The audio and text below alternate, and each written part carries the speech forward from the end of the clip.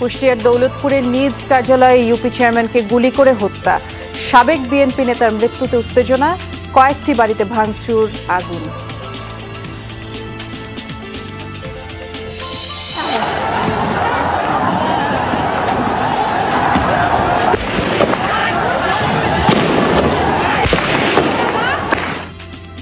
আশুলিয়ায় পোশাক শ্রমিকদের বিক্ষোভ সংঘর্ষে একজনের মৃত্যু, গুলিবিদ্ধ সহ কয়েকজনকে নেওয়া হয়েছে হাসপাতালে।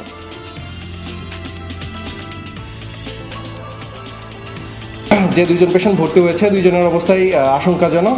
একজন সরাসরি আইসিইউতে ভর্তি হয়েছেন, আরেকজনকে আমরা সার্জারি ডিপার্টমেন্টের আন্ডারে ভর্তি দিয়েছি। তিস্তার পানি দ্রুত নামছে ভাটিতে, বানভাসীদের নতুন দুশ্চিন্তার নাম নদী ভাঙন। প্লাবিত 5 জেলায় শুরু হয়নি ত্রাণ তৎপরতা। বাড়ি ঘর খসে গেছে, গরু ছাগল তাক নষ্ট হয়ে গেছে। ধান, বাদাম, মরিচ এগুলো কিন্তু পানির নিচে তলিয়ে গেছে। সেতুর অভাবে জামালপুরে দুর্ভোগে 4 উপজেলার কয়েক লাখ মানুষ, বর্ষায় নৌকাডুবিতে কয়েকজনের প্রাণহানি, সম্ভাবনা যাচাই করছে এলজিইডি। চাঁদপুরের ইলিশ নিয়ে অনলাইনে প্রতারণার লোভনীয় অফারে অর্থ হাতিয়ে নিচ্ছে অসাধু চক্র, ক্রেতাদের সচেতন হওয়ার পরামর্শ। পাঠাইছি 5টায়, পাঠানোর পরে বলছে কালকে পাঠাবে, আজকে পাঠাবে বলে, তারপর কল ধরে না। বদনাম করতেছে আমাদের চাঁদপুরের মাছগাড়ের নাম করে। খুলনা ডুমুরিয়ায় মন্দিরে দেবী দুর্গার 10 রূপ, প্রতিমায় ফুটিয়ে তোলা হয়েছে ধর্মগ্রন্থের পৌরাণিক কাহিনী। বুধবার মহালয়ার মাধ্যমে দেবীপক্ষের সূচনা। পূজার তখন অনেক বাকি, আমরা এখন থেকেই প্রতিমা দেখতে আসি। মহাভারতের কথা আছে, এখানে রামায়ণের কথা আছে।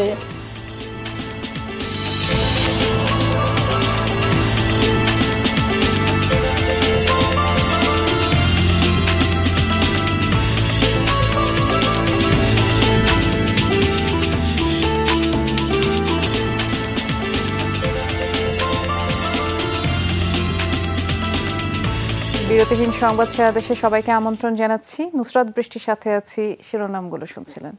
কুষ্টিয়ার দৌলতপুরে এক ইউপি চেয়ারম্যানকে ইউনিয়ন পরিষদ কার্যালয়ের ভেতরেই গুলি করে হত্যা করা হয়েছে। দুর্বৃত্তরা বেলা 11:30টার দিকে উপজেলার ফিলিপনগর ইউনিয়নে এই ঘটনা ঘটায়। হত্যাকাণ্ডের জের ধরে এলাকার কয়েকটি বাড়িতে ভাঙচুর এবং আগুনও দেওয়া হয়েছে। পরিস্থিতি নিয়ন্ত্রণে এলাকায় অতিরিক্ত পুলিশ মোতায়েন করা হয়েছে। প্রতিদিনের মতো দৌলতপুরের ফিলিপনগর ইউনিয়ন পরিষদের নিজ কক্ষে বসে দাপ্তরিক কাজ করছিলেন চেয়ারম্যান নইমুদ্দিন সেন্টু। সেই কক্ষেই দুর্বৃত্তের গুলিতে প্রাণ গেল তার। প্রত্যক্ষদর্শীরা জানান, কক্ষটির পেছন দিকের জানালা দিয়ে দুর্বৃত্তরা চেয়ারম্যান নইমুদ্দিনকে লক্ষ্য করে কয়েক রাউন্ড গুলি ছোড়ে। এ সময় আশেপাশের লোকজন এগিয়ে এলে তাদের দিকেও গুলি ছোড়ে দুর্বৃত্তরা। গুলিবিদ্ধ নইমুদ্দিন ঘটনাস্থলেই মারা যান। শব্দ শুনতে পাইছি। কিসের শব্দ? গুলির শব্দ। কয়টা? 3-4টা হয়েছে। দাম শব্দ হয়েছে, তখন আমি উঠে যাই সারে ওই ঘরের মধ্যে। স্বজনরা জানান, 5 আগস্ট সরকার পতনের পর স্থানীয় একটি পক্ষ চেয়ারম্যানকে হুমকি দিয়ে আসছিল। হত্যাকাণ্ডে তারাই জড়িত থাকতে পারে বলে ধারণা করা হচ্ছে। খালি লোকের মুখে শুনলাম দৌড়াচ্ছে ছেলেপিলেরা, কেউটা চেয়ারম্যানে গুলি করছে। এই তো দৌড় দিয়ে আমরা দৌড়ের উপরে আসছে, কেরা গুলি করলো, দৌড় মেরে এসে দেখছে চেয়ারম্যান অলরেডি মারা গেছে। গত পরশুদিনকেও নাকি এসে রাত্রে একটা ঠেট দিয়ে গেছে।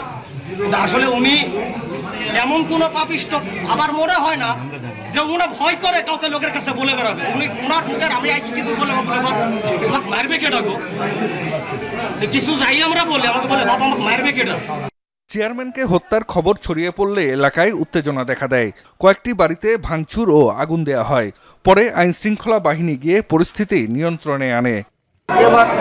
ওটার সাথে আমরা চেষ্টা করতেছি এবং আমরা প্রকৃত অপরাধী যারা তাদেরকে বের করে।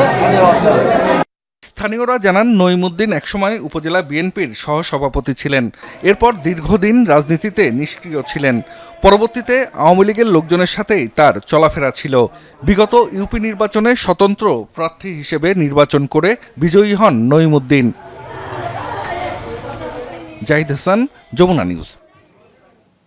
ঘটনাস্থলে আমাদের সহকর্মী রুহুল আমিন বাবু আছেন। দেখে আসতে চাই এখনকার কি পরিস্থিতি সেখানে। রুহুল, এলাকার পরিস্থিতি এখন কেমন দেখছেন সেটি তো জানাবেন।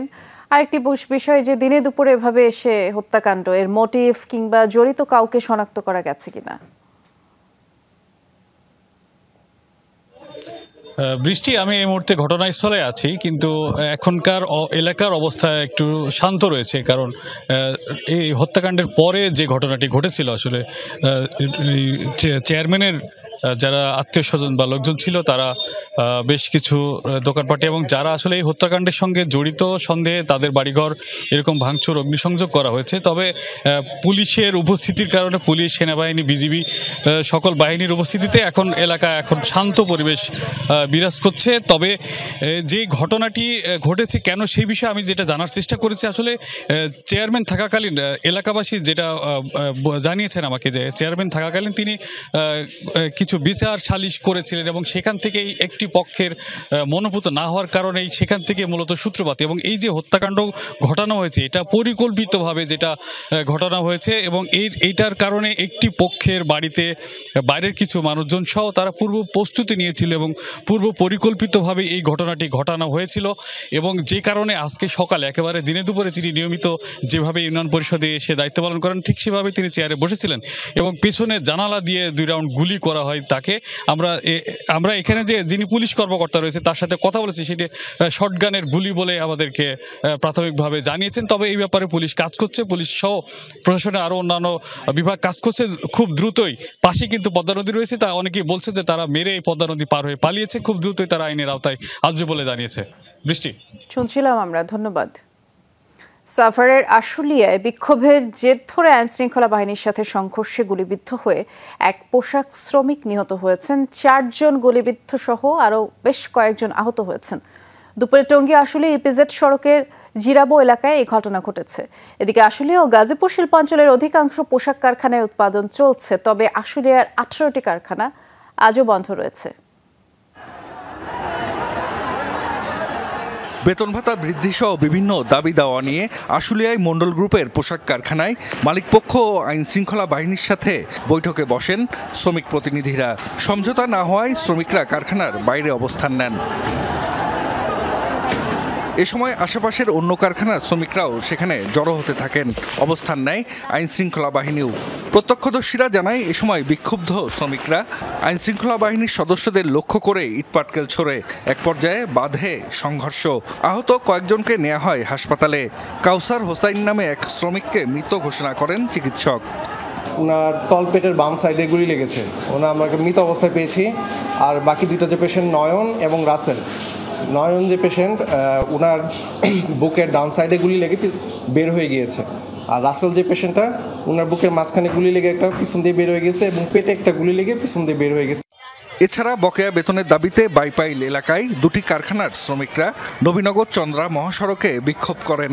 শিল্প পুলিশ জানিয়েছে আশুলিয়ার বেশিরভাগ কারখানাতেই উৎপাদন চলছে, তবে বন্ধ রয়েছে 18টি কারখানা। 22 সাল থেকে 4 মাসের বেতন বাকি আছে, সেই বেতনগুলো না দিয়ে মালিক পক্ষ কি করেছে, এই টাকাগুলো সব অস্ট্রেলিয়া পাচার করেছে। আজকে ওরা টাকা না দিয়া ওরা একটা নোটিশ জারি করছে, আরো 3 মাস সময় যাচ্ছে। সেক্ষেত্রে আমরা এখানে এসে রাস্তা অবরোধ করছি। এদিকে গাজীপুর শিল্পাঞ্চলের পোশাক কারখানাগুলোই পুরোদমে উৎপাদন চলছে। গতকাল বন্ধ থাকা 5টি কারখানা খুলেছে, তবে এখনও উৎপাদন বন্ধ আছে 4টি কারখানায়। জাহিদ হাসান, যমুনা নিউজ। আসলে পরিস্থিতি কেমন সেটি জানবার চেষ্টা করছি, সহকর্মী মাহফুজুর রহমান নিপু অপেক্ষা করছেন। নিপু, এই যে একজন মৃত্যুর ঘটনা ঘটলো, এতে কোনো মামলা হয়েছে কিনা জানাবেন। অনেকেই তো গুলিবিদ্ধ সহ আহত আছেন, তাদের কি অবস্থা?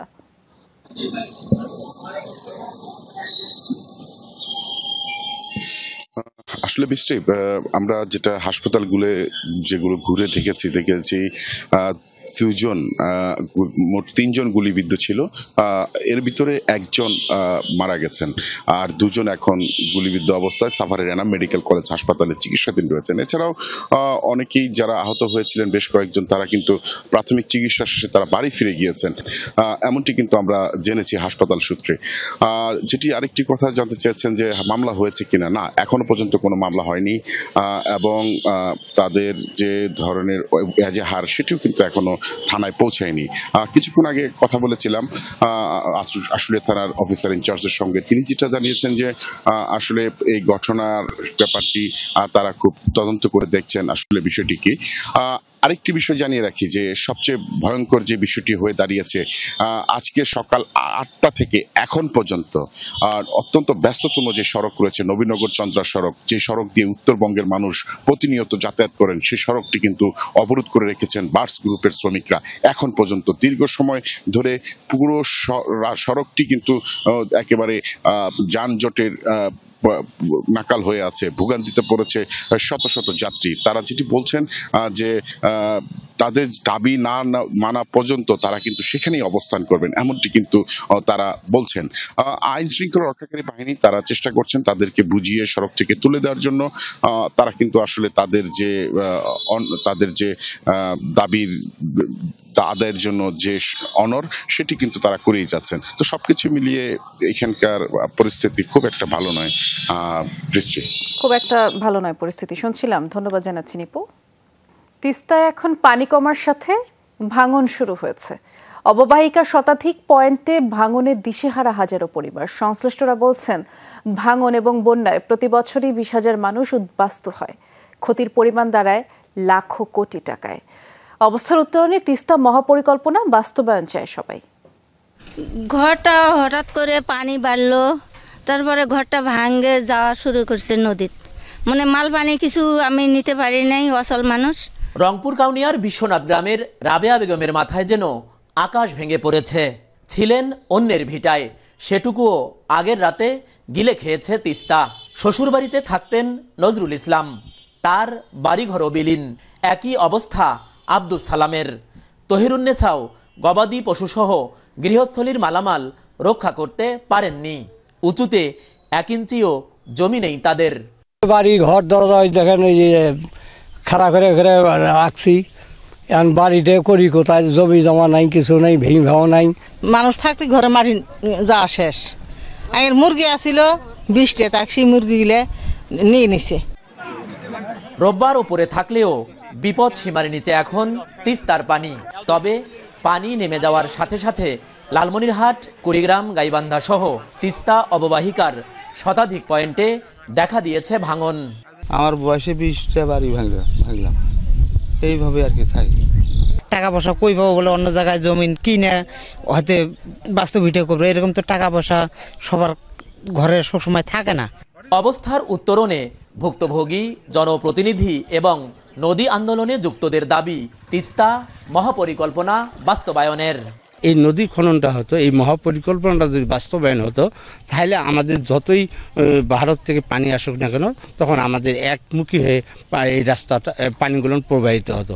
পানি উন্নয়ন বোর্ড জানিয়েছে, বৃষ্টি না হলে অববাহিকায় পরিস্থিতি দ্রুতই উন্নতি হবে।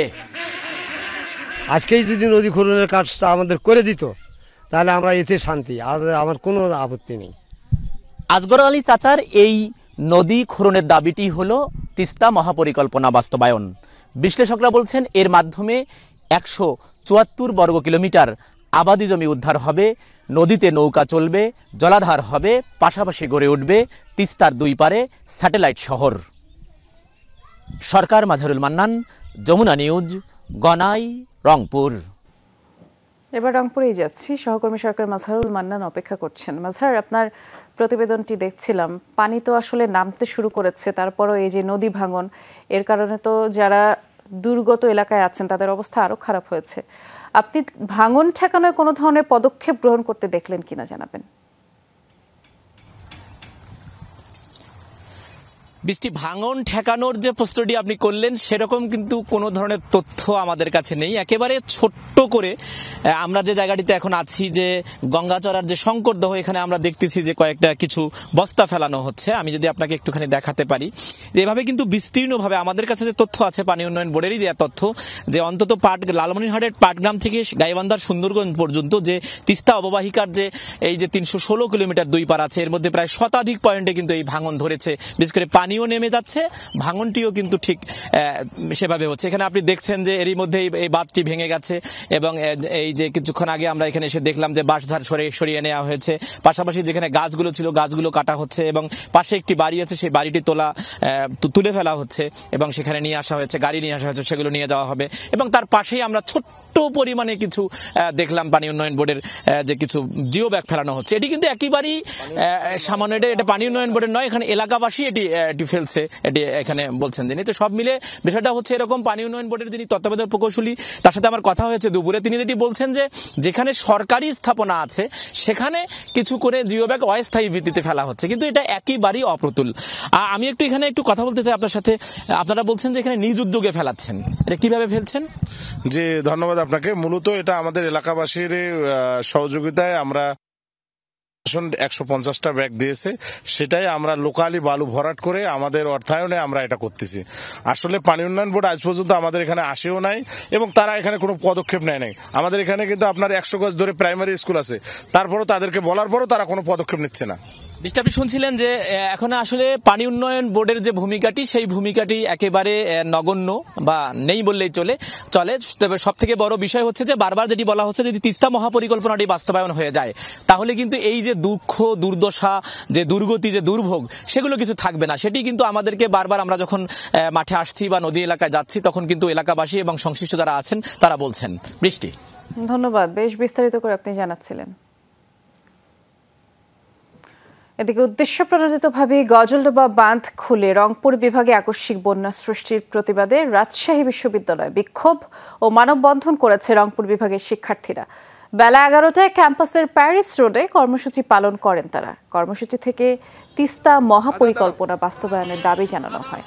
শিক্ষার্থীরা বলেন, প্রতি বছর 2 থেকে 3 বার উত্তরে বন্যা দেখা দেয়, যেখানে অনেক টাকার ফসল নষ্ট হয়। বসবাসরত বাড়ি, স্কুল, কলেজ সহ বিভিন্ন স্থাপনাও ক্ষতিগ্রস্ত হয় এবং সরকার বারবার আশ্বস্ত করলেও এর সমাধানে কোনো ব্যবস্থা নেওয়া হয় না। অভিন্ন নদীর পানির ন্যায্য হিস্সার দাবি জানিয়েছেন তারা।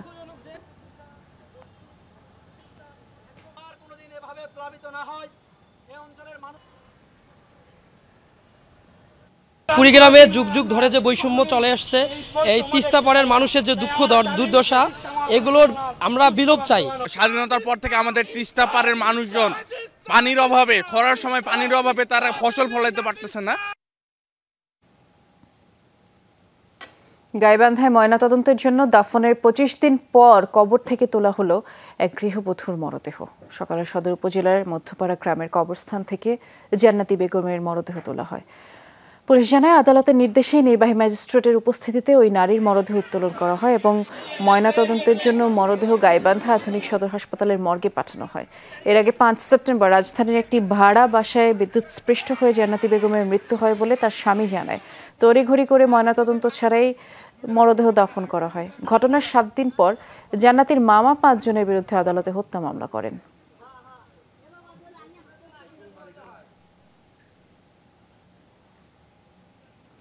গাজীপুরের শ্রীপুরে একটি এলপি গ্যাসের ট্যাঙ্কার মেরামতের সময় বিস্ফোরণে অন্তঃসত্ত্বা সহ 3 নারী দগ্ধ হয়েছেন। সকালে উপজেলার ভাওয়াল রাজাবাড়ি বাজার এলাকায় এই ঘটনা ঘটে। জানা যায়, গতকাল থেকেই বাজারের দেওয়ানি বাড়ির সামনে ট্যাঙ্কারটির মেরামত কাজ চলছিল। এক পর্যায়ে লিকেজ হয়ে গ্যাস বের হতে থাকে। হঠাৎ ট্যাঙ্কারে বিস্ফোরণ ঘটলে পাশের বাসায় থাকা হালিমা, হেলেনা, রীতা নামের 3 নারী দগ্ধ হন। তাদেরকে গাজীপুর শহীদ তাজউদ্দিন আহমেদ মেডিকেলে নেওয়া হয়। হালিমার শরীরের 50% পুড়ে যায়, তাকে ঢাকা শেখ হাসিনা বার্ন ইনস্টিটিউটে পাঠানো হয়েছে। আর বাকি 2 জনের 10% পুড়ে যাওয়ায় মহিলা সার্জারি বিভাগে চিকিৎসা দেওয়া হচ্ছে।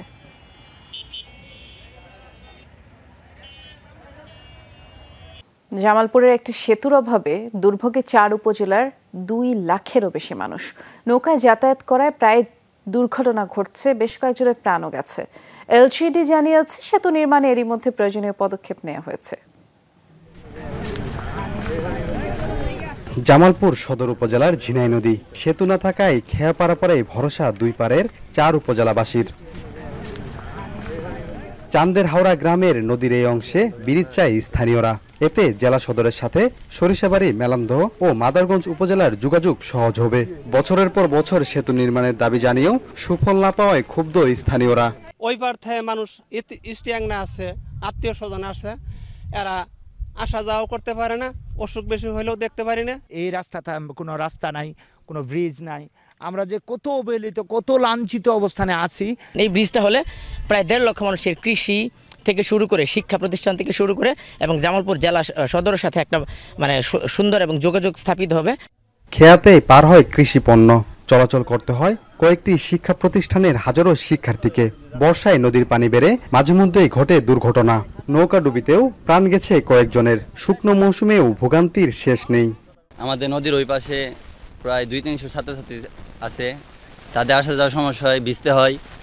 নৌকাতে আসতে নৌকা অনেকেই নৌকা থেকে পড়ে যায়। গত বছরই 3 জন লোক নৌকা দিয়ে রাতের বেলা পার হওয়ার সময় তারা 3 জনই নৌকা ডুবে মারা গেছে। 6ষ্ঠ শ্রেণীতে পড়ো একজন সাকির নামে ছাত্র মারা গেছে, চান্দের হাওড়ায় থাকেছে। নির্বাচন আগে অনেক কিছুই বলে যে ব্রিজ দেবো, এটা দেবো, সেটা দেবো। নির্বাচন শেষ হওয়ার পর কোনো এমপি মন্ত্রীরা খুঁজও থাকে না, মানে অজাপাড়া গা থেকে কেউ খবর নিতে আসেন না। প্রান্তিক কৃষক তারা যে আবাদ ফসল করে, তারা তাদের ফসল বিক্রি করার জন্য আপনার কাঁধে করে নিয়ে যেতে হয়। এলজিডি কর্মকর্তা জানিয়েছেন, সেতু নির্মাণের প্রস্তাবনা পাঠানো হয়েছে। সড়ক ব্যবস্থা উন্নয়নের জন্য কাজ চলছে। রাস্তা ডেভেলপমেন্টের জন্য ইতিমধ্যে আমরা পদক্ষেপ নিয়েছি। 500 মিটারের মতো আমাদের কাজ চলমান আছে এবং বাকি যে অংশটুকু আছে এটাও অতি দ্রুত আমরা আশা করি এটাও উন্নয়নের কাজ হবে। চান্দের হাওড়া গ্রাম থেকে প্রায় 2 কিলোমিটার দূরে ঘুষেরপাড়া আরংহাটি অংশে সেতু নির্মাণের কথা রয়েছে। এতে উপকার পাবে শুধু সদর ও মেলান্দহ উপজেলার বাসিন্দারা। সাগর ফরাজি, যমুনা নিউজ, জামালপুর। চাঁদপুরের ইলিশের সুনাম সর্বত্রই, চাহিদা বেশি থাকায় বিক্রি হয় অনলাইনেও। তবে এক্ষেত্রে প্রতারণার শিকারও হচ্ছেন অনেকেই। নানা অফারে কম দামে মাছ দেওয়ার কথা বলে অসাধু চক্র হাতিয়ে নিচ্ছে অর্থ। চাঁদপুরের ব্যবসায়ীরাই বলছেন তারা ব্যবসা করছেন ক্যাশ অন ডেলিভারি সিস্টেমে, দিয়েছেন ক্রেতাদের সচেতন হওয়ার পরামর্শ।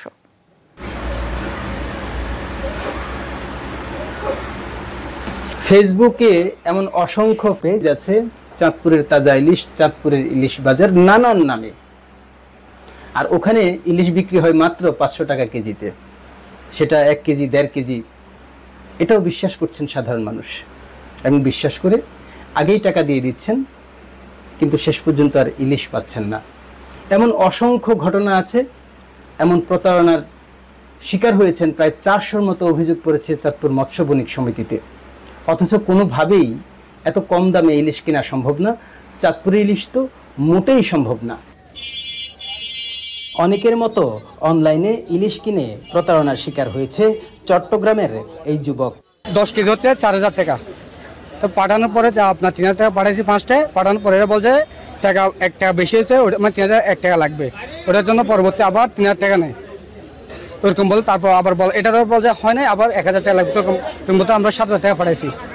পরবর্তীতে তার কালকে পাঠাবে, আজকে পাঠাবে বলে, তারপর আর কল ধরে না।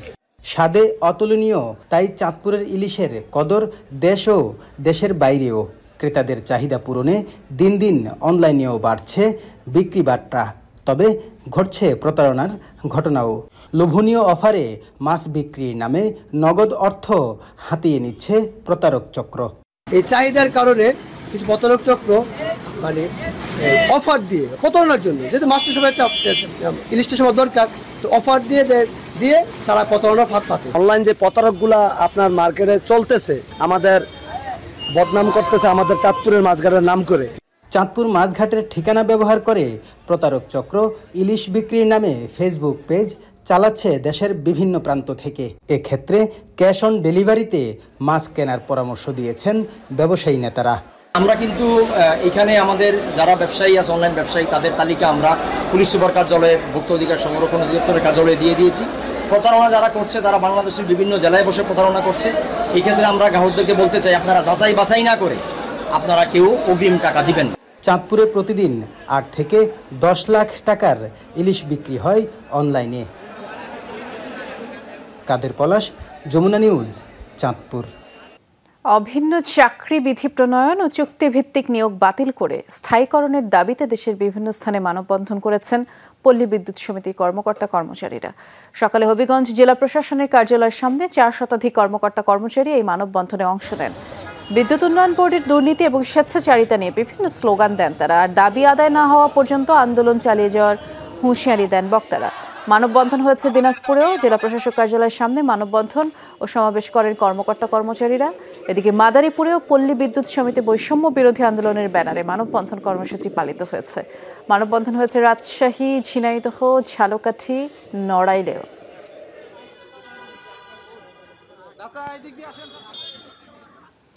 পাবনায় বৈষম্য বিরোধী ছাত্র আন্দোলনের শহীদদের পরিবার ও আহতদের সাথে মতবিনিময় করেছে সামাজিক সংগঠন আমরা বিএনপি পরিবার। দুপুরে সদর উপজেলার বেতেপাড়ায় মতবিনিময় সভা হয়। এতে অংশ নিয়ে আহ্বায়ক আতিকুর রহমান বলেছেন, আগামীতে বিএনপি ক্ষমতায় গেলে আন্দোলনে শহীদ ও আহতদের জন্য প্রয়োজনীয় সবকিছুই করা হবে। এ সময় বক্তব্য রাখেন বিএনপি চেয়ারপারসনের বিশেষ সহকারী শামসুর রহমান শিমুল বিশ্বাস।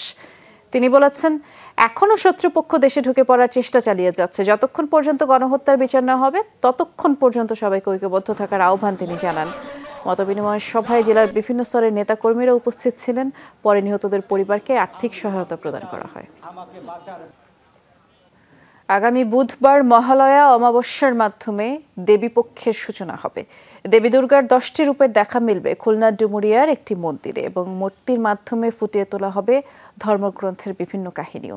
এ নিয়ে ব্যস্ত সময় পার করছেন প্রতিমা তৈরির কারিগররা। মন্দিরের নিরাপত্তায় কড়া নজরদারিতে আছে আইন শৃঙ্খলা বাহিনী। খুলনা শহর থেকে 30 কিলোমিটার দূরে ডুমুরিয়ার খরসংঘ কালার বটতলা সার্বজনীন দুর্গা মন্দির। প্যান্ডেলের মধ্যে সারিবদ্ধভাবে রাখা দেবদেবীর প্রতিমা।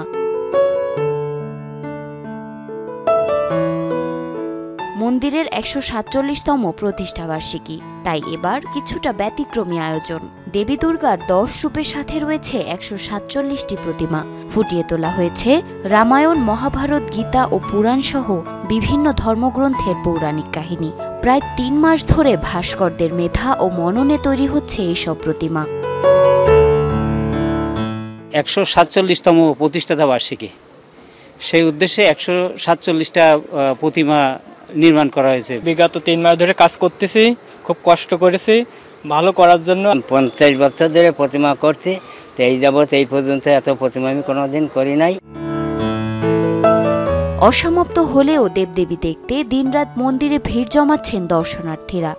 দুর্গাপূজার সময় তো অনেক ভিড় হয়, দেখতে সমস্যা হয়, সেজন্য আগে থেকে একটু রং করছে, অনেক প্রতিমা করছে। এবার পূজার তো এখনো অনেক বাকি, আমরা এখন থেকেই প্রতিমা দেখতে আসি। মহাভারতের কথা আছে এখানে, রামায়ণের কথা আছে, এই যে অবতারগুলো যেমন মৎস্য অবতার, কুম্ভ অবতার, শিব, দুর্গা, কালী, এগুলো আমরা সবাই এখানে এসে দেখতে পারি। আমাদের যে নতুন প্রজন্ম, তারা ধর্ম করতে চাচ্ছে না, সরে যাচ্ছে এই জায়গা থেকে, তারা যেন এগুলো দেখে অনুপ্রাণিত হয়।